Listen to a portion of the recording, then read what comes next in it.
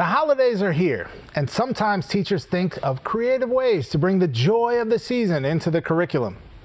And apparently, sometimes they find ways to bring the Klan into the curriculum as well.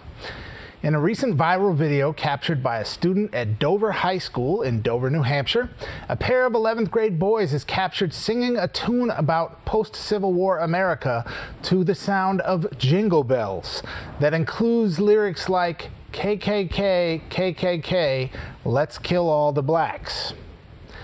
Now, let's check out a portion of the video here. White masks on our heads, blood beneath our feet, laughing till they're dead, ha ha ha, the Klan that was formed was 1865, got shut down within 10 years, but we'll come back alive. Hey, KKK, KKK, let's kill all the blacks. Burn across on their front yard and hope they don't come back. Oh, KKK, KKK, no longer politics, keeping civil rights and is our true new world gift. Formed upon white supremacy, only got unmasked by John F. Kennedy. Recruiting dropped to none, but we cannot be stopped. It's far too fun, so come along and watch those black folk run. KKK, let's kill politics. Keeping civil rights inept is our new world gift. Now that we have left the country with these scars, there's no way they can go to school without hearing of us. Grand wizards left behind, one great big legacy. We're here to stay, big shoes to fill in this society. Oh, KKK, KKK, let's kill all the blacks. So, Manuel, it feels like we just had this conversation about white teachers doing racist stuff in the classroom when we talked about the school in Idaho where teachers dressed up for Halloween as so-called Mexicans and a border wall.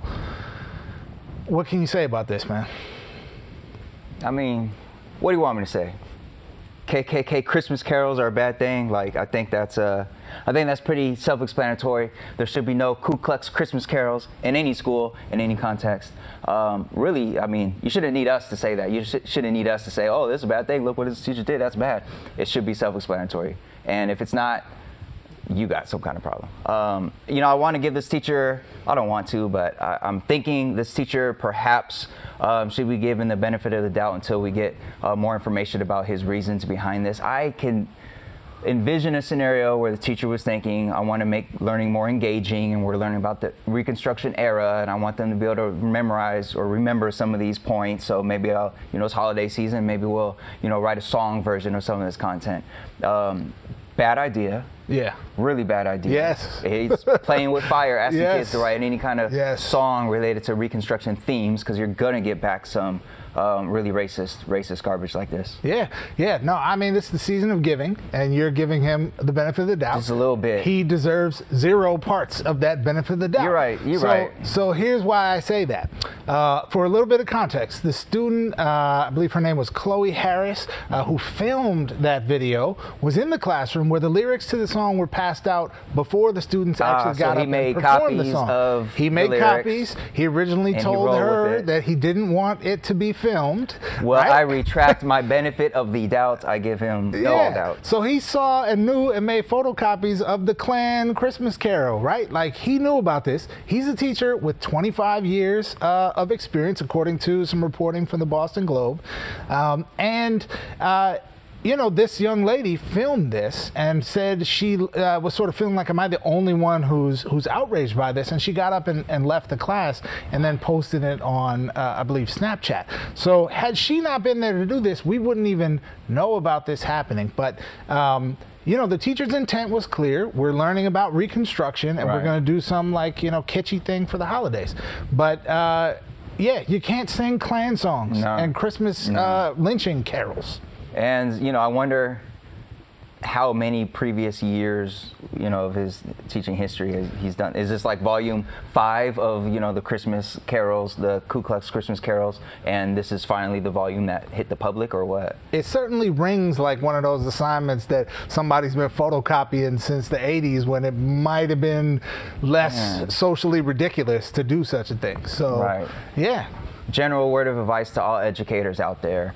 when it comes to Civil War and Reconstruction and any content related to racism in American history, if you have something that you think is fun and engaging, you want to really take a step back and consider the possible ways this is going to turn out, because there's nothing fun about Civil War and Reconstruction. And to make something like that engaging through music is really tiptoeing around the severity of the content, and you're really leaving yourself and your students open for, who knows what kind of racist outcomes. Yeah, I would say I 100% agree with that.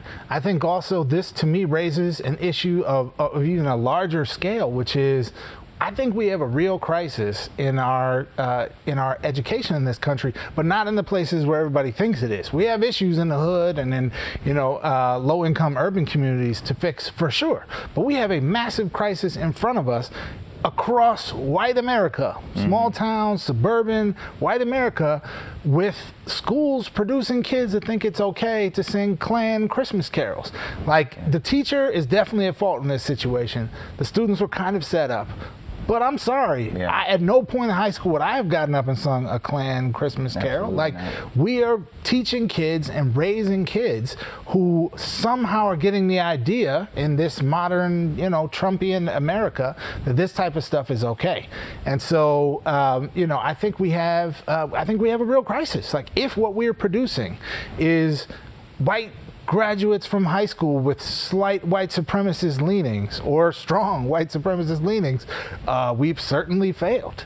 And I think this is an aspect of our education system that we don't maybe want to talk about, but this is a real issue. We have reported on this show alone about a number of these incidents over the last year, and I'm sure we're only getting just the tip of the iceberg. And we're only getting that little bit because some courageous student filmed it and put it out there, even though the teacher directed the students not to do that. So shout out to the student that put this out there for the public to see what was going on.